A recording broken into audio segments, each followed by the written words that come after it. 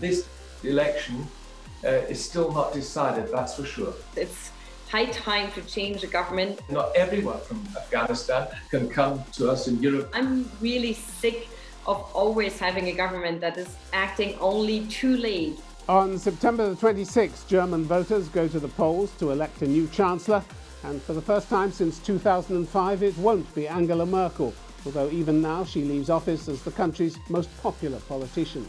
But there will be another coalition government, and this week we talked to the representatives of two major parties who have a strong chance of being part of it: the outgoing Christian Democrats and the Greens.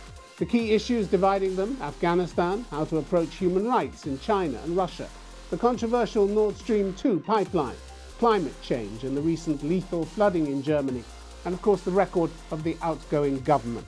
How do their main arguments stack up?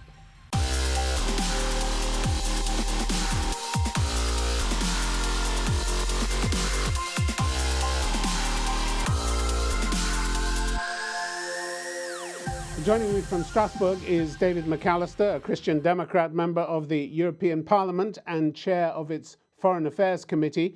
And from Karlsruhe in Germany is Franziska Brantner, a member of the Green Party and an MP in Germany's federal parliament since 2013. Welcome to Conflict Zone, both of you. One thing that seems to have united your parties in this campaign is that your leaders have thrown away what were convincing leads in the opinion polls early on through various gaffes or missteps. David McAllister, CDU, CSU down roughly 8 points since early July, record lows for the Conservative Alliance. After being in government for 50 out of the last 70 years, has your party become careless, accident-prone, or have you just got the wrong candidate? We are now entering the crucial phase of the election campaign. We still have nearly 2 weeks to go. And now it's about getting out the vote on the 27th of September and 26th of September. And I'm still confident that we can, in the end, become the strongest political party. We are ready to once again take over responsibility for Germany. And not the polls are decisive, but only what will actually happen on voting day.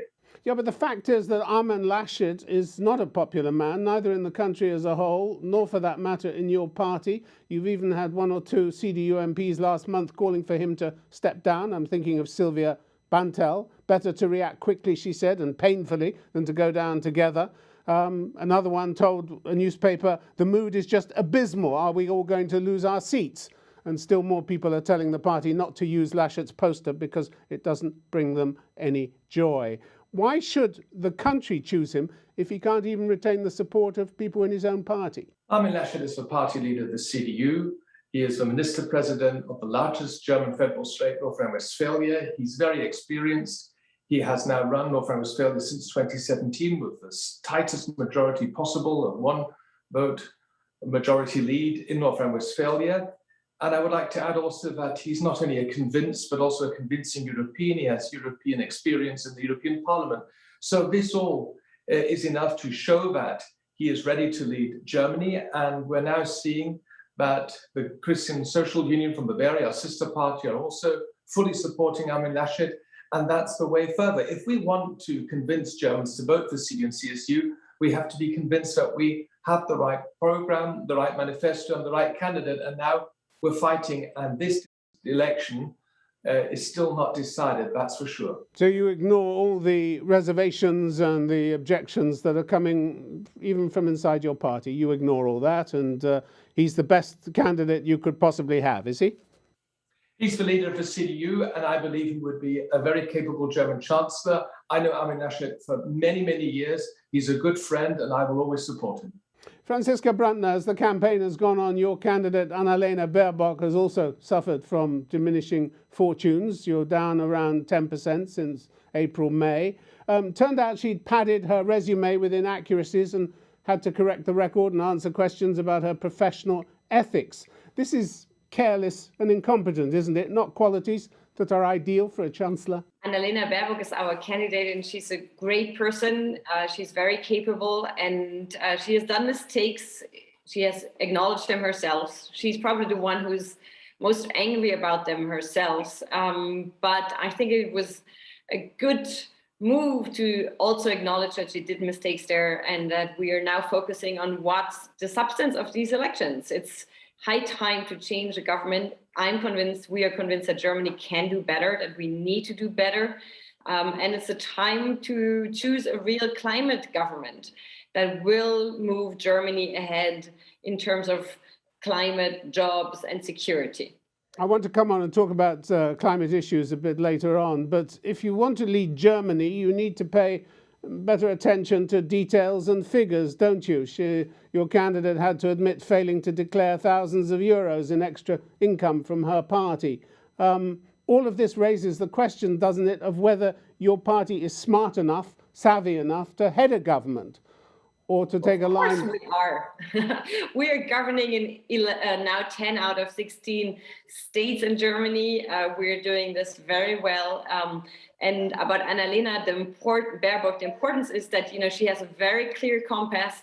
She knows where to go, and she's very strong. And I give you an example of what makes, for me, the importance of who I want to be a leader. Before this summer, Armin Laschet and Annalena Baerbock were meeting two Europeans.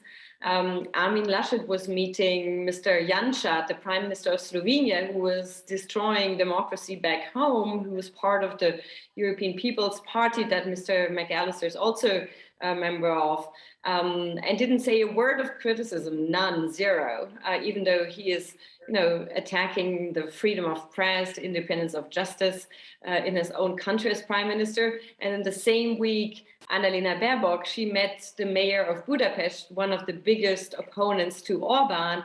And that's what counts for me for being a great leader and at the leadership of Germany. The campaign has had to take account of a major foreign policy crisis for NATO in the shape of Afghanistan, but it has given the voters the chance to judge the very different reactions from your parties. David McAllister, the government's response middle of last month was to suspend development aid to Afghanistan. I understand about the concerns about giving money to the Taliban, but the people who are going to suffer most from this aid suspension are ordinary Afghans who are among the poorest people in the world. Is that really what you wanted?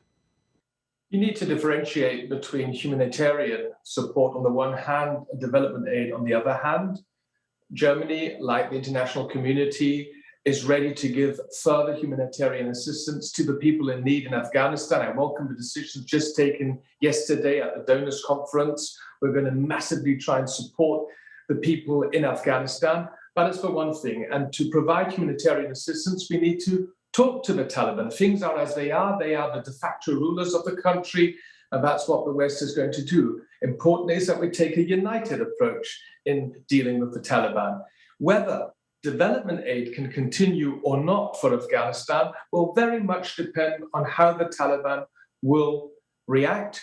We will judge them by their actions, not by their words, and there are strict conditions for further development aid financed by European and German taxpayers. If you cared about ordinary Afghans, why did your party vote down a Green motion in June to evacuate more of the local personnel who were at risk because they'd helped your armed forces? Given the chaos that ensued 2 months later, this was a major blunder by the coalition, wasn't it, ruling coalition?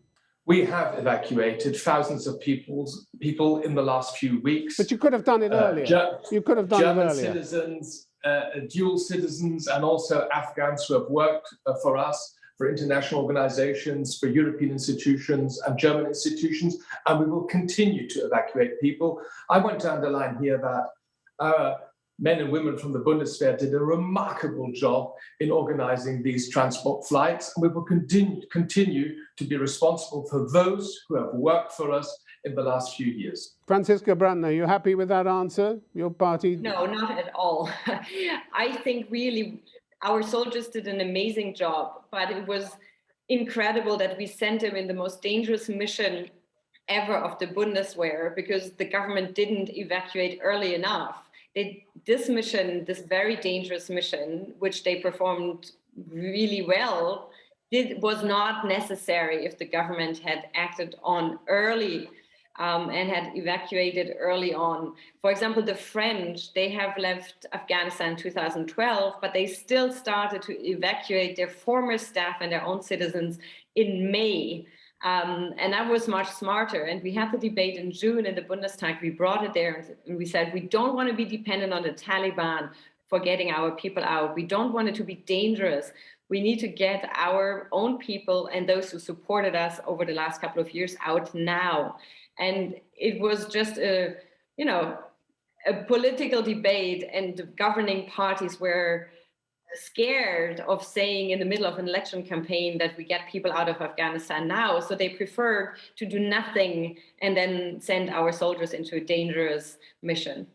David McAllister, your party's major concern in all this seems to have been not to have opened the floodgates and allow huge numbers of Afghan refugees to come to Germany. We had this from your party's General Secretary, Paul Ziemiak. For us, it's clear that 2015 must not be repeated. We won't be able to solve the Afghan question through migration to Germany. So the priority was to put as much distance between your government and Germany and the Afghan refugees, wasn't it? It was political considerations that dominated this issue as far as you're concerned.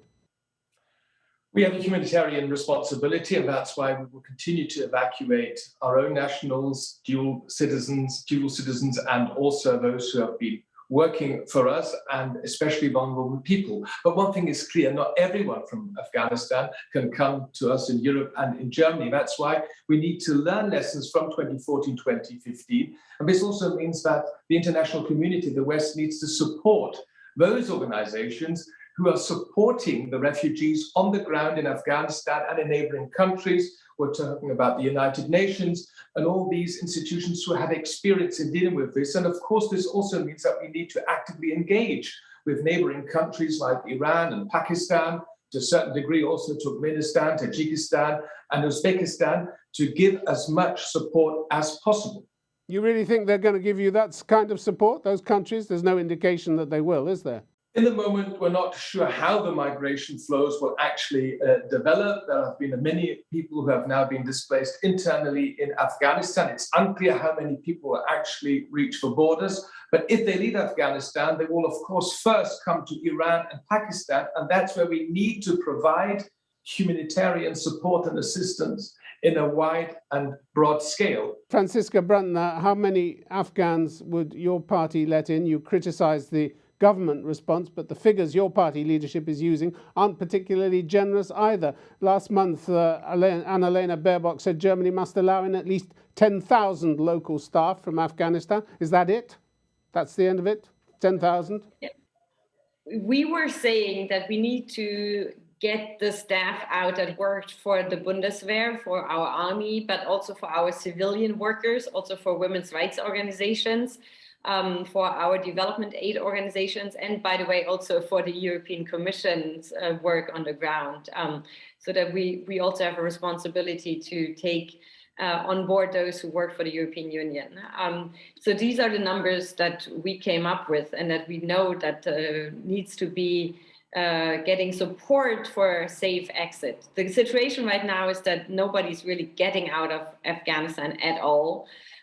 So our concern right now is not that there are too many coming, but rather we have terrible individual cases of women. I know women's rights defenders who are hiding in caves or in their basements in Kabul and don't dare to go out and don't get a pass to leave the country.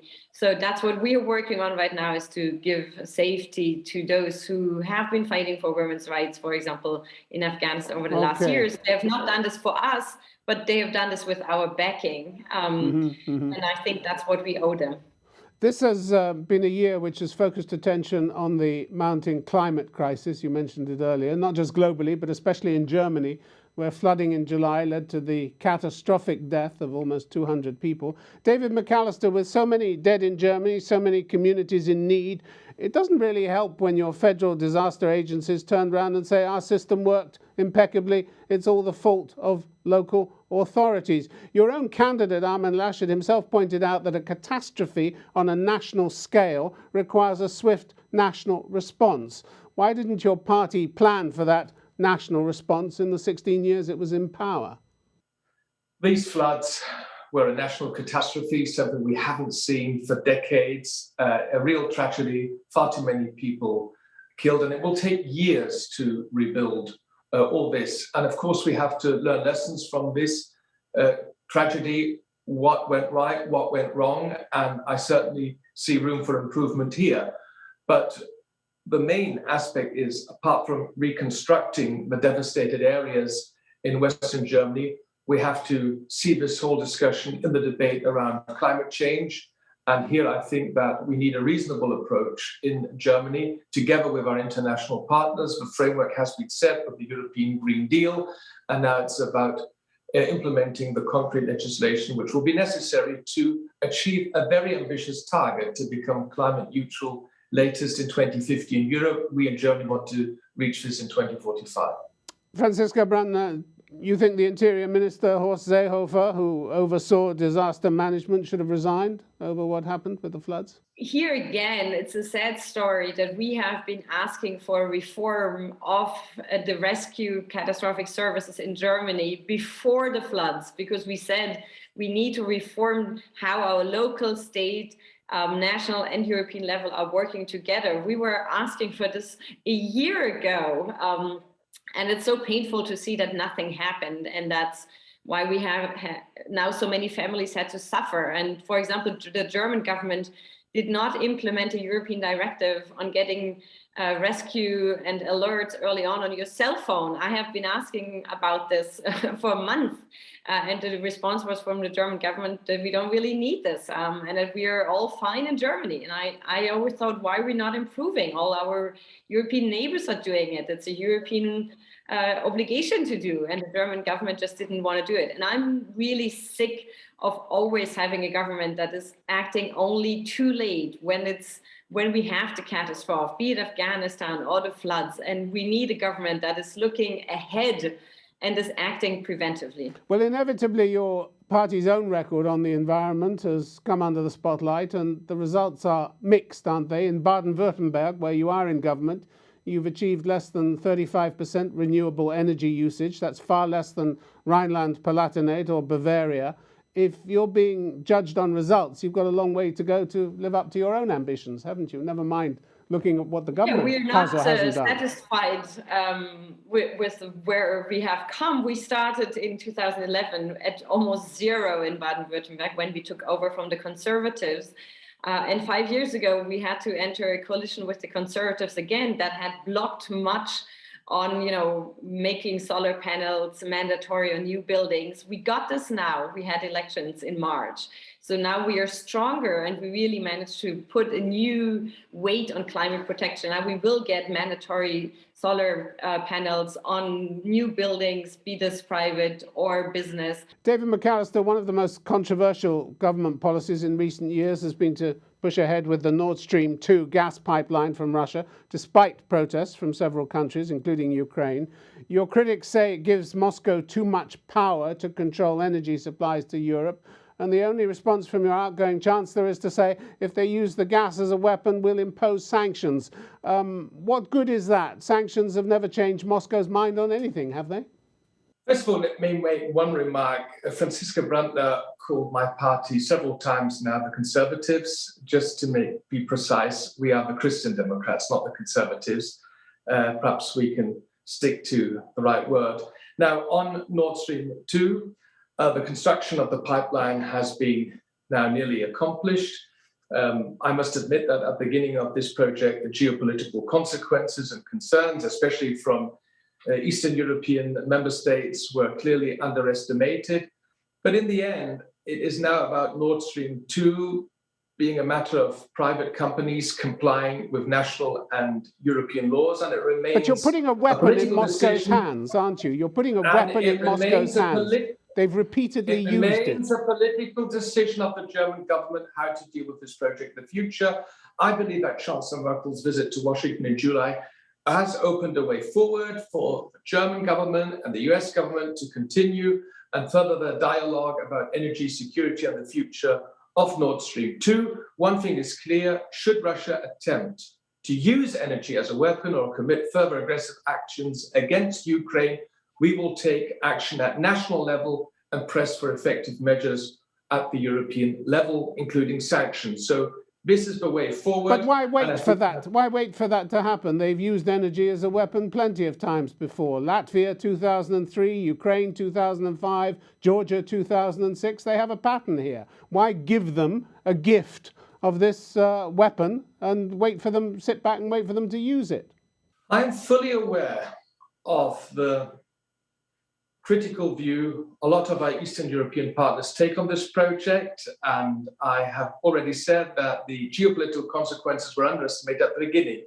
But Germany is a land of high industry. We have a strong industry and we need to provide our companies, our businesses with safe and secure energy. We are quitting nuclear energy. We are going to quit coal production in Germany. So we need, for a certain time, imports from other countries like gas until we have finished the renewable energy buildup in Germany. And that's why we have always imported gas from Russia, even in the coldest days of the Cold War, and we will continue to do so, at least as long as we are still dependent on gas deliveries. It's about finding the right frame without Russia being able to put pressure on our partners in Ukraine. Franziska Brantner, you don't accept any of this. You're shaking your head. Yeah, it's not about not importing gas from Russia. It's about importing gas from Russia without involving our Eastern European partners. Okay, I really want to make that difference clear. And because we think that geopolitically, it's not the right choice to go above the heads of our Eastern European partners and Ukraine above all. Second point, the economy ministry in Germany, which is in the hand of Mr. Altmaier, a member of your party, has put out reports saying that we don't have an additional need of gas imports over the next decade. So we don't need additional pipelines. Also, even from an economic point of view, that's not green numbers, that's figures of your own party minister. So even for climate reasons, it's not necessary. Geopolitically for us, it's really a bad project. And I'm not sure that if Russia will turn it off in the winter and German citizens will depend on it for heating, then we will go all mad about sanctions. I really want to see this. I think we put ourselves in a situation of dependence that is unnecessary, and it's only supporting and financing the pockets of Putin's friends and oligarchs in Russia. So we have been fighting against this project for years, and we will continue doing so if we enter government. David McAllister, over the last 16 years, can you think of any improvements whatsoever that your policy towards Russia has brought about? I'm thinking of their seizure of Crimea and the frozen war. More than 14,000 people dead, no progress whatsoever with the talks. If your policy hasn't brought about or achieved any of the aims that you presumably set for it, it's time to change it. No reason the German public should reward failure, is there? The relations between the European Union, including Germany and Russia, are at a low point. Russia is challenging our values now for many, many years with the illegal annexation of Crimea, trying to destabilize other countries in the eastern neighborhood, trying to destabilize our own EU member states, cyber attacks, propaganda war, fake news, all that. Unfortunately, this is where we are, and responsible for this is the Kremlin and Mr. Putin himself. We, as the West, together with our allies in the EU and NATO, need to be very principled in dealing with Russia on the one hand. On the other hand, where there is room for dialogue, we need to be pragmatic. Franziska Brantner, if your party enters government after September the 26th, how would the Kremlin notice the difference with you, maybe even with a Green foreign minister for Germany? We do support an approach of strength and clarity and dialogue on the other side. So we have a principled approach on human rights and non-interference into our German democracy that we have unfortunately seen from the Kremlin over the last couple of years. And we are opposing any cooperation like Nord Stream 2 that is not about citizens' cooperation, that is not promoting democracy activists inside Russia, that is just financing the corrupt system of Putin. So we also do favor more individualized sanctions when it comes to their surroundings and those who are really responsible for opposing or blocking opposition inside Russia or in other countries doing crimes like in Syria.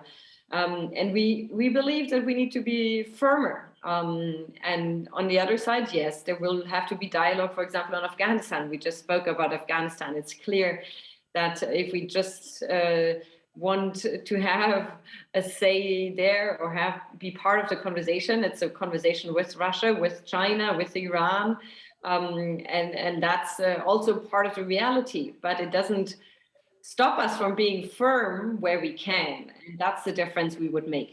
All right. Franziska Brantner, David McAllister, thank you both very much for being on Conflict Zone. Thank you. Thank you. Thank you.